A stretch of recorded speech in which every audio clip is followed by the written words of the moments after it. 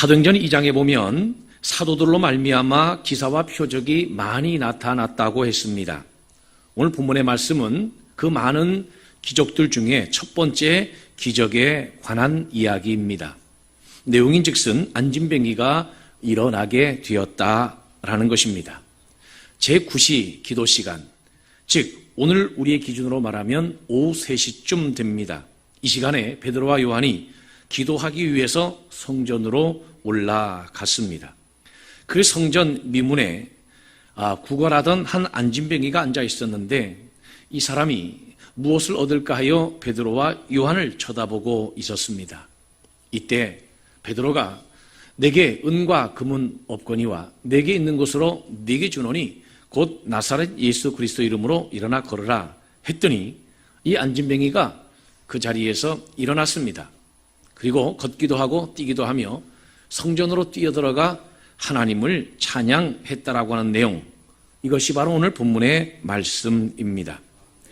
당시 이미 사도들로 인하여 많은 표적과 기사가 많이 나타났는데 유독 안진뱅이가 일어나는 이 기적 사건을 첫 번째 기적으로 소개하고 있는 이유가 무엇일까요? 이 이야기를 통해서 우리에게 보여주고자 하는 하나님의 목적이 무엇일까라고 하는 것입니다. 혹시 안진뱅이처럼 구걸하지 말고 기도하는 자가 되라, 이런 말씀을 하기 위한 것이었을까요? 저는 그렇게 보지 않습니다. 여러분, 안진뱅이가 구걸하지 않고 뭐 하겠습니까? 고대 사회에서 안진뱅이는 수입원으로 할 수 있는 일들이 없습니다. 설령 그가 기도한다 할지라도 결국 기도하고 구걸해야만 합니다. 우리도 기도하고 돈 빌리러 가고, 기도하고 은행 가서 융자 받으러 가고, 기도하고 사람 찾아가서 도와달라고 요청하지 않습니까? 그러니까 이 안진뱅이가 구걸하는 거, 그거 어떻게 보면 당연한지도 모르겠습니다. 더군다나 주님께서는 구제를 많이 가르쳐 주셨습니다. 그러니 이 도움을 얻는다고 하는 것은 하나님의 공급의 방법 중에 하나이기도 한 것입니다. 물론 성경이 구걸하는 것을 칭찬한 적은 없습니다. 그러나 구걸했다고 해서 또 죄로 정죄한 적도 없습니다. 그러므로 구걸하지 말고 기도하라, 그런 얘기는 아니었을 것 같습니다. 여러분, 예루살렘 교회는 거의 구제를 통해서 살았거든요. 그러면 예루살렘 교회가 기도가 부족해서 구제받았습니까? 선교지에서 기도가 부족해서 구제를 받는 것입니까?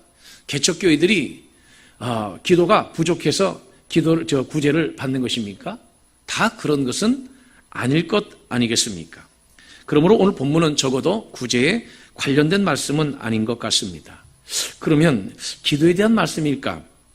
물론 그럴 수도 있어요. 왜냐하면 누가복음도 그렇고 사도행전도 그렇습니다. 누가에 의해서 기록된 이 두 성경을 보면 하나님의 기적이 나타나는 그 기적의 그 사이클을 보면 기도하러 올라가다가 기적을 행합니다. 기도하고 내려오다가 기적을 행합니다. 오늘 본문도 그렇게 되어 있죠. 베드로와 요한이 기도하러 올라가다 이번에는 기적을 행하게 됩니다. 그러니 분명 기도는 기적이 있어서 대단히 중요한 요소임에 틀림이 없습니다. 그러나 적어도 오늘 본문의 말씀은 그것을 설명하기 위한 것이 아닙니다. 오히려 그것이 아니라고 하는 것을 반박하기 위한 내용이에요. 여러분, 오늘 본문의 기적의 사건을 3장 12절에서 이렇게 해석하고 있습니다.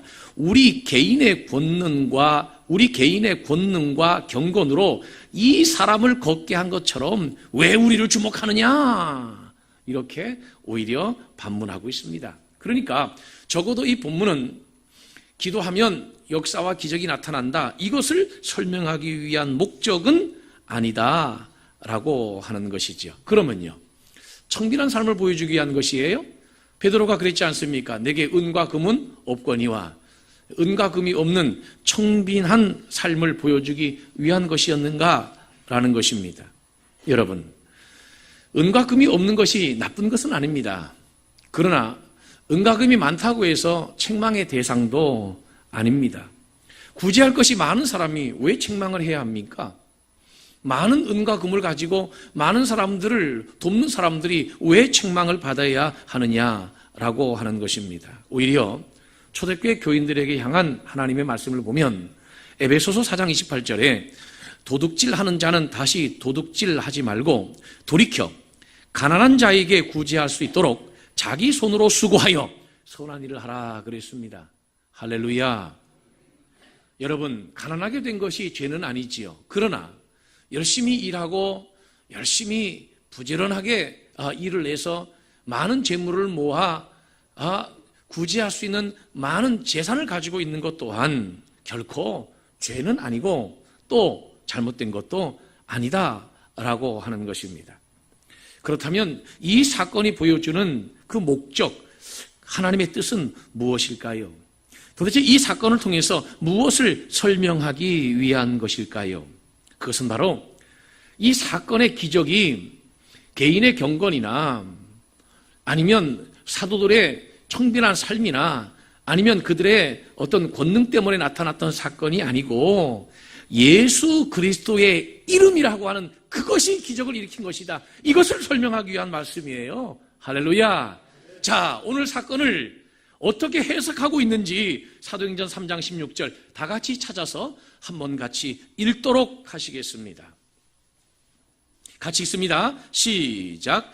그 이름을 믿음으로 그 이름이 너희가 보고 아는 이 사람을 성하게 하였나니 예수로 말미암아 난 믿음이 너희 모든 사람 앞에서 이같이 완전히 낫게 하였느니라. 안진뱅이가 일어서고 안진뱅이가 완전히 낫게 된 이유가 무엇이라고요? 예수의 이름이, 예수 이름이 그렇게 하였다라고 하는 것입니다. 예수 이름이 왜 그렇게 중요한 것인가요? 여러분, 성경에 보면 메시아가 오면 안진뱅이가 걷는 기적이 일어날 것이라고 하는 예언이 되어 있습니다. 이사야 35장에 보면 그때에 맹인의 눈이 밝을 것이며 못 듣는 사람의 귀가 열릴 것이며 그때에 저는 자는 사슴같이 뛸 것이며 말 못하는 자의 혀는 노래하리니 그랬습니다. 그때가 언제입니까? 메시아 그리스도가 이 땅에 오실 때에 그때 소경의 눈이 밝을 것이고 귀머거리가 듣게 될 것이고 저는 자는 사슴같이 뛰게 될 것이다. 이렇게 예언되고 있지 않습니까? 그래서 예수 이름으로 안진뱅이가 일어났다고 하는 것은 그 예수가 메시아라고 하는 것을 증명하는 사건이기에 예수 이름이 대단히 중요한 것입니다. 그래서 마태복음 11장 5절에 보면 맹인이 보며 못 걷는 사람이 걸으며 나병 환자가 깨끗함을 받으며 못 듣는 자가 들으며 죽은 자가 살아나며 가난한 자에게 복음이 전파된다 하라. 이렇게 말씀하고 있는 겁니다. 못 걷는 자가 걷게 되는 것은 메시아가 이 땅에 오시게 될 때에 그 메시아를 통해서 일어날 메시아적 사역임을 말씀하고 있는 것입니다. 지금 이 예수의 사역이 누구를 통해서 재현되고 있습니까? 바로 사도들입니다. 초대교회입니다. 당시 예루살렘의 유대인들은 예수님을 현저히 욕보이고 십자가에 못 박아 죽였습니다. 그런데 예수 이름으로 명하노니 일어나라 하면서 손을 잡아 일으키니 안진뱅이가 일어나 걷게 되었다는 거예요. 내게 은과 금은 없거니와 내게 있는 것으로 내게 주노니 곧 나사렛 예수 그리스도 이름으로 일어나 걸으라고 그의 팔을 잡아 일으키니 그가 일어나게 되었다. 이거 아니겠습니까? 할렐루야. 도대체 예수 이름이 뭔데 예수 이름으로 일어나 걸으라 했더니 일어나 걷게 되었느냐라고 하는 것입니다. 예수는 당시 그들이 예루살렘에서 십자가에 못 박아 죽이지 않았습니까? 그런데 그 죽은 예수, 그가 도대체 누구이기에 그의 이름으로 안진뱅이를 잡아 일으키니 일어나게 되었는가라고 하는 것입니다. 여러분, 죽은 자의 도장이 무슨 소용이 있겠어요? 죽은 자의 도장. 죽은 자의 도장은 아무런 소용이 없어요. 여러분, 죽은 지 10년 된 조상들의 인감도장 들고 돌아다녀 보세요. 그게 무슨 의미가 있고 무슨 효력이 있고 무슨 소용이 있겠어요? 죽은 예수의 이름이 무슨 의미가 있고 무슨 소용이 있고 무슨 능력이 나타나겠습니까? 그런데 예수의 이름으로 일어나 걸으라 했더니 일어나 걸었습니다. 그 말은 무슨 말이냐면 예수가 그들이 예수를 십자가에 못 박아 죽였지만 그 예수는 죽은 것으로 끝나신 분이 아니라 부활하여 다시 살아나셨다는 거예요.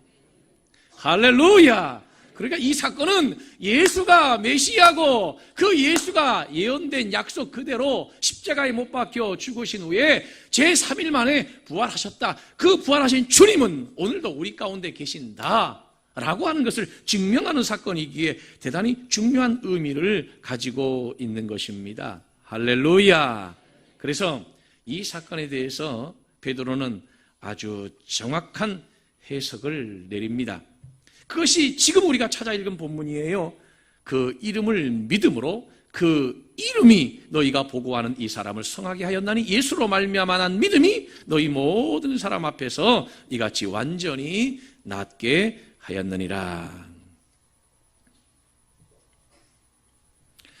사랑하는 성도 여러분, 기독교란 다른 사람이 갖지 않은 것을 내가 더 많이 갖고 다른 사람보다 내가 더 많이 배우는 것으로 증명되는 것이 아닙니다. 이것은 승부욕에 불과합니다. 진짜 기독교 신앙이란 무엇이냐면 예수 이름으로 행해지는 모든 신앙적 행위들입니다. 예수 이름으로 기도하고 예수 이름으로 찬양하고 예수 이름으로 헌신하고 봉사하고 예수 이름으로 기부하고 예수 이름으로 헌금하고 예수 이름으로 하는 것이 신앙이에요. 할렐루야. 예수 이름 빠지면 결코 기독교 종교는 종교가 될 수 없습니다. 우리가 가진 것으로 해서 기독교를 증명하는 것이 기독교 신앙의 본질이 아니에요. 중세의 아퀴나스가 중세 시대를 바라보면서 이렇게 꼬집었습니다. 초대교회는 은과 금은 없으나 나사렛 예수 그리스도의 이름, 능력이 있었다. 그러나 오늘날은 땅, 건물, 사람, 즉 은과 금은 우리에게 있으나 나사렛 예수 그리스도의 능력, 이름은 없어졌다. 그렇게 당시 중세를 꼬집었습니다. 여러분, 진짜 능력이 뭘까요? 남보다 많이 가진 거예요? 남보다 많이 배운 거예요? 우리에게 있어서 진짜 능력은 예수 그리스도의 이름이에요. 할렐루야. 예수가 메시아고 그 예수가 죽어서 사라진 것이 아니라 다시 부활하셔서 오늘도 하나님 보좌 우편에 계시사 우리의 중보자가 되시고 그 예수께서 성령을 우리에게 보내주심으로 성령과 더불어 함께 우리와 하신다라고 하는 그 사실, 그 팩트, 그것이 우리에게 힘이고 그것이 우리에게 능력이라는 것입니다. 물론 우리가 신앙 생활을 하면서 구제도 해야 하고요, 돕기도 해야 되죠. 그러나 구제는 포장지고 사실 내용은 예수여야만 합니다. 그런데 예수가 포장지가 됐고요, 지금은 내용이 구제가 되어서 무슨 복지만 하면 뭐든지 다 그냥 교회 역할이 이루어지는 줄로 알아요. 여러분, 구제도 복지도 상담도 다 예수 이름으로 하여야만 합니다. 예수가 본질이에요. 신앙생활에 예수가 포장지가 아니란 말입니다. 여러분, 예수 이름의 의미가 뭡니까? 그저 주문해 오듯이 예수 이름으로 금 나와라 뚝딱 하면 금 나오고 예수 이름으로 그저 건강하라 뚝딱 하면 건강 나오고, 그게 여러분 예수 이름을 우리가 존중하고 예수 이름으로 구하는 기도이겠습니까? 아니에요, 여러분. 그것이 예수 이름이 아니에요. 예수 이름은 포장지가 아니라 예수를 본질로 봐야 그것이 예수 이름으로 하는 것이에요. 할렐루야. 할렐루야. 그게 중요한 것이에요. 오늘 성경에 나오는 이 안진뱅이는 평생 잊지 못할 경험을 했습니다. 구걸하러 왔다가 예수를 만났습니다. 예수 이름을 믿음으로 그가 일어서는 경험을 했습니다. 그리고 하나님을 찬양했습니다. 근본적인 문제를 해결받았습니다. 육의 문제를 치료받은 것뿐만이 아니라 영혼에 관한 문제까지도 해결받고 예수가 메시아임을 확인하게 되었습니다. 왜요? 그때가 되면, 예수가 이 땅에 오시게 되면 안진뱅이가 일어나게 된다라고 하는 예언의 성취를 자기 자신이 경험했기 때문이에요. 오늘 저와 여러분들도 이와 같이 예수 이름으로 일어섬에 놀라운 경험을 하는 저와 여러분들 되기를 주의 이름으로 축원합니다. 그래서 저는 오늘 여러분에게 두 가지만 제시하려고 합니다. 오늘 본문을 통해서 우리가 얻어야 할 두 가지 교훈 말입니다. 첫째는 우리도 베드로와 요한처럼 당시 사도들처럼 초대교회에 본래적 복음 전파의 모습처럼 예수를 가리키고 예수를 전파하고 예수를 가르치는 믿음의 사람이 되기를 주의 이름으로 축원합니다. 사도행전은 복음이 어떻게 전파되었는가라고 하는 것에 대한 역사적 기록이라고 했습니다. 그래서 신약 역사서라고 지칭하는 것입니다. 사도행전은 어떤 경로로 복음이 전파되었다고 합니까? 온 유대와 예루살렘과 온 유대와 사마리아와 땅끝까지 이르러 복음이 전파되었다라고 했습니다. 순서대로 예루살렘과 온 유대와 사마리아와 땅끝까지 복음이 전파된 역사적인 기록, 이것이 바로 신약 역사서인 사도행전의 말씀입니다. 어떻게 해요? 성령 받은 자들로 통하여 그렇게 했다는 것입니다. 왜 하필 성령 받은 자이어야 예수를 가르치고 예수를 가리키고 예수를 전파할 수가 있는가? 성령 안 받으면 못하는가? 왜 꼭 성령을 받아야만 예수를 가리키고 가르치며 예수를 전파하는 것이 가능한가? 왜요? 왜 그것이 그렇게 해야만 되는 것입니까? 성령은 증거하는 영이기 때문에 그렇습니다. 요한복음 15장 26절에 보면 예수님께서 친히 말씀하시기를 진리의 성령이 오실 때에 그가 나를 증거할 것이요 라고 했습니다. 성령은 성령 자신을 증거하는 영이 아니라 그리스도를 증거하는 영입니다. 그러므로 성령의 충만한 은혜, 성령의 불세례를 받은 자들로 통하여 그리스도가 증거되고 전파되고 소개되는 것입니다. 할렐루야, 할렐루야. 그래서 오늘 본문에 보면 베드로와 요한이 둘이 함께 더불어 그 안진뱅이 구걸하는 자를 주목하여 보면서 우리를 보라 했습니다. 그랬더니 그 안진뱅이 거지가 구걸하는 자가 무엇을 얻을까 하여 베드로와 요한을 바라보았습니다. 그때 바라보는 그들을 향해서 베드로가 나사렛 예수 그리스도 이름으로 일어나 걸으라 했습니다. 나사렛 예수 그리스도의 이름이 살아있으니 그 이름으로 걸으라 라고 한 것입니다. 자, 보세요. 이 대목이 중요합니다. 저는 그렇게 생각합니다.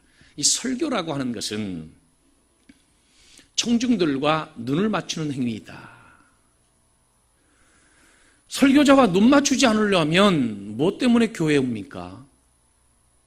집에서 방송 설교 듣거나 아니면 그 영상 틀어놓고 누워서 예배 드리면 되지. 설교자와 눈을 마주치지 않을 거면 무엇 때문에 교회 와서 예배를 드리며 설교를 듣습니까? 라디오 듣고 설교를 들으면 되는 건데 왜 우리가 굳이 예배당 나와서 이렇게 예배를 드리며 함께 설교를 듣는 것입니까?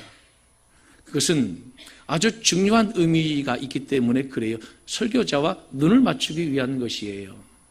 그 설교자의 눈에 뭐가 있는데요? 한 가지 전제 조건이 있어요. 그 설교자의 눈에는 뭐가 있어야 하냐면 가르칠,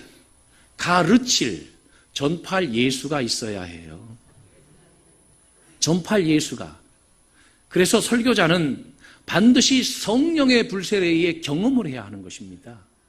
신학교에서 공부한 것 가지고 가르칠 수가 없는 것이에요. 예? 가르침의 영은 성령이에요. 그래서 이것은 선택이 아니라 필수입니다. 반드시 설교자는 성령의 충만함을 입어야 하고 성령으로 복음을 가르쳐야 해요. 할렐루야. 설교자뿐만이 아니에요. 구역에서 하나님 말씀을 가르치는 자들도 교사들도 다 마찬가지입니다. 하나님의 복음의 사역을 하는 자들은 반드시 성령의 은혜가 충만해야 합니다. 그래야 예수를 가르칠 수가 있어요. 베드로와 요한은 자기 자신을 쳐다보고 주목하는 자들 향해서 왜 우리를 쳐다보느냐? 우리의 경건으로 이 사람을 고친 것이 아니라 예수의 이름이 이 사람을 고쳤느니라. 예수의 이름, 예수 말입니다. 그들이 가르치고 있는 것은 예수입니다. 그러므로 오늘 우리는 나를 주목시키는 자가 되지 말고 예수를 가르치는 자가 되어야 합니다. 무슨 말을 할 때도 예수께서 하시는 말씀처럼, 무슨 일을 할 때도 예수께서 주신 능력으로 하는 것처럼, 하나님이 주신 능력으로 하는 것처럼 예수를 드러내는 믿음의 사람이 되어야 할 줄로 믿으시기를 바랍니다. 할렐루야. 그게 여러분 핵심이에요. 여러분, 해리 포스팅 목사님께서 신앙을 두 가지로 구분해서 설명을 하셨는데, 하나는 무엇이냐면 심미적 크리스찬이 있고 또 하나는 윤리적 크리스찬이 있다는 거예요. 심미적 크리스찬은 누구냐? 심미적인 그리스도인은 누구냐? 감상하고 즐기는 그리스도인이다. 이렇게 정의를 내렸어요. 예배를 통해서 평화를 즐기고 설교를 통해서 위로를 받고 흐뭇한 감정에 젖어서 집으로 돌아가는 그리스도인.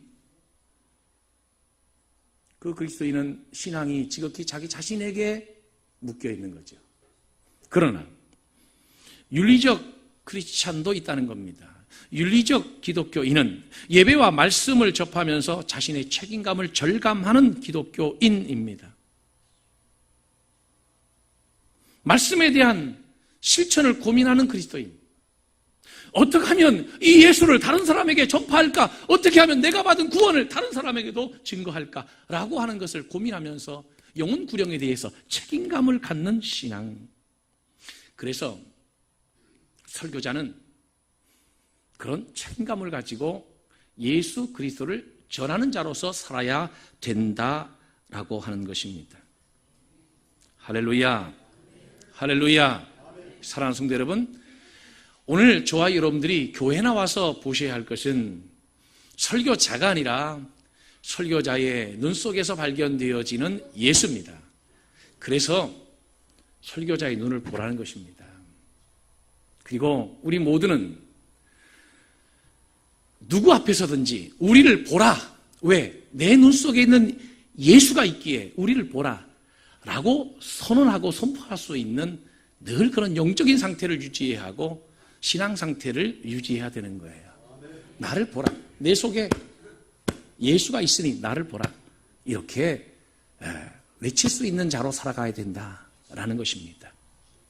할렐루야. 할렐루야. 요즘에 큰 문제가요, 예수 없이 교회를 다니는 사람들이 너무 많다는 거예요. 예수가 없어. 예수 없이도 얼마나 교회 일도 잘하고 봉사도 잘하고, 예수 없이도 얼마나 찬양을 흥겹게 뜨겁게 이렇게 찬양하고 신앙생활하는지 몰라요. 그런데 여러분, 찬양이 뭡니까? 예수됨을 드러내고 높이는 것이 찬양 아니겠습니까? 할렐루야. 예수 잃어버리면 안 돼요. 다 잃어버려도 예수 잃어버리면 안 돼요. 오늘 여러분, 예수를 발견하는 저와 여러분들이 되기를 주님의 이름으로 축원합니다. 할렐루야.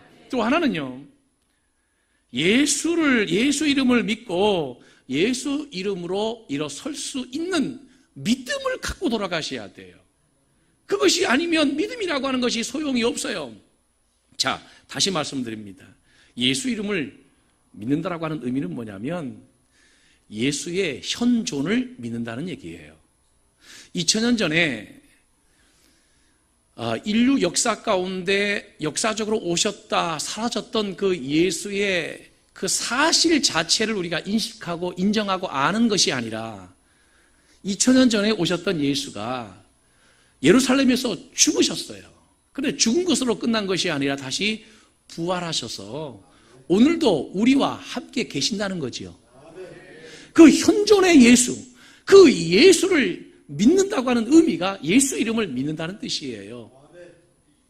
죽은 도장은 효력이 없다니까요.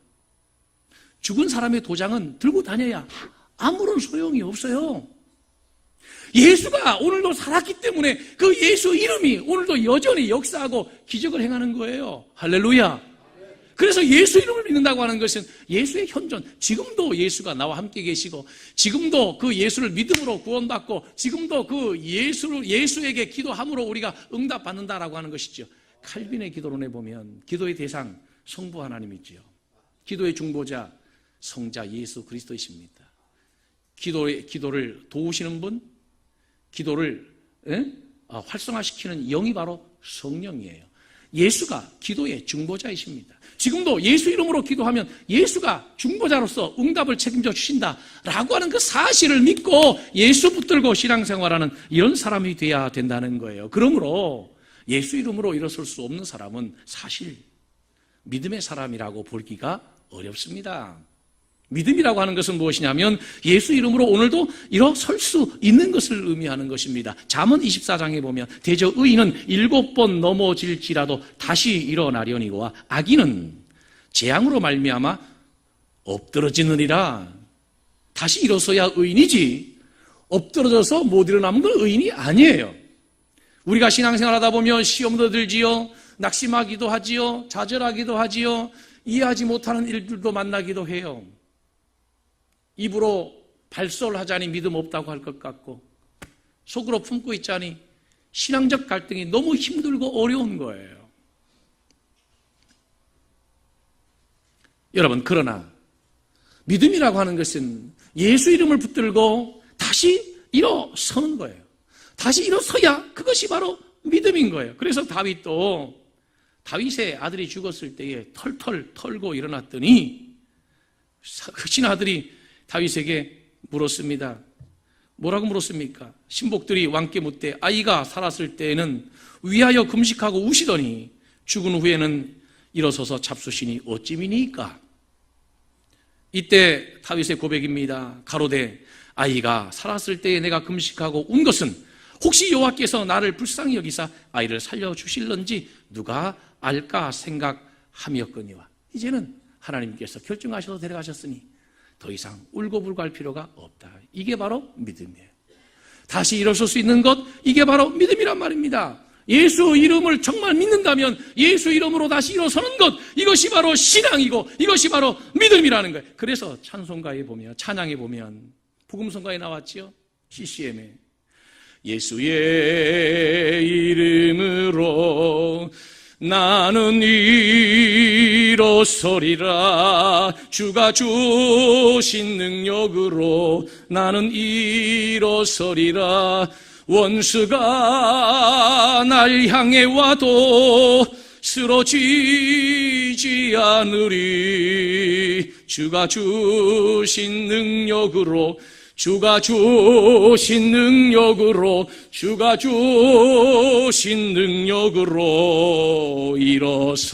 일어서리. 이것이 믿음이라는 겁니다. 할렐루야, 할렐루야. 이게 바로 믿음이고, 이 믿음 가지고 하나님께 기도하는 것을 예수 이름으로 기도한다는 거예요. 할렐루야. 그래서 기도가 소중한 겁니다, 여러분. 사랑하는 성도 여러분, 다 잃어버려도 예수 잃어버리지 마세요. 그게 신앙이고 그게 믿음입니다. 예수 때문에 하나님께 나오는 거지요. 예수 때문에 예배하는 거지요. 예수 때문에 찬양하는 거지요. 예수 때문에 헌신하는 거지요. 예수 없는 게 무슨 소용이 있겠습니까? 우리가 기도하는 이유가 뭐예요? 여러분, 기도가 많은 의미가 있지만 이 기도라고 하는 것은 꼭 전기 스위치하고 똑같아요. 스위치가 전기를 만들어냅니까? 아니죠. 그러나 스위치를 켜면 불이 들어오지요. 능력은 하나님께 있습니다. 그러나 우리가 기도할 때 하나님이 우리에게 능력을 공급하시는 줄로 믿으시기를 바랍니다. 아무리 여러분 악기를 연주하는 연주자가 열심히 명곡을 연주한다 할지라도 먼저 해야 될 게 있어요. 그게 뭐냐면 튜닝이죠. 튜닝. 특히 현악기 같은 경우는 굉장히 음의 높낮이가 예민하지 않습니까? 아무리 급해도 튜닝을 해야, 그래야 거기에서 명곡이 나올 가능성이 있는 거지. 줄도 맞지 않는 현악기를 가지고 어떻게 명곡을 연주를 할 수가 있겠습니까? 열심히 사는 거 중요하시다니까요. 열심히 사는 게 왜 안 중요합니까? 뛰세요. 달리세요. 새벽부터 밤늦게까지 뛰시라 이겁니다. 그러나 사막에서 길을 잃은 자는 속도보다 더 중요한 것이 나침판이에요. 방향 없이 뛰어보세요. 그것이 우리의 삶에 무슨 도움이 되겠습니까? 그래서 하루의 삶을 아무리 급하고 바빠도 기도하고 하루의 삶을 시작하게 되어 있는 것입니다. 먼저 우리 인생의 초점을 분명히 맞춰야 그 다음에 예? 그 다음에 우리가 목적한 바를 얻을 수가 있는 것이지요. 여러분 사진 찍어 보시잖아요. 카메라가 초점을 맞추기 전까지는 계속 렌즈가 앞뒤로 움직이면서 초점을 맞춥니다. 초점이 맞아야 셔터가 눌려지는 거예요. 초점이 안 맞으면 셔터가 안 들어가는 거예요. 우리가 기도를 오래 하는 이유 중에 하나도 그겁니다. 기도하면서 하나님의 뜻과 우리의 비전을 함께 맞춰나가는 거예요. 할렐루야, 할렐루야. 그게 바로 예수 이름으로 신앙생활하는 것이라는 겁니다. 예수 이름으로 기도하세요. 그리고 예수 이름을 믿으세요. 그리고 예수 이름을 붙들고 다시 일어서세요. 그게 신앙이고 믿음이에요. 그 일어섬을 통해서 예루살렘 교회는 그것이 계기가 되어 결과적으로 5,000명이나 되는 사람들이 예수 앞으로 돌아오고 주 앞으로 돌아왔습니다. 여러분들의 일어섬의 삶의 간증을 통해서 많은 영혼들이 하나님께로 돌아오는 기적의 역사가 있게 되기를 주의 이름으로 축원합니다. 기도하겠습니다.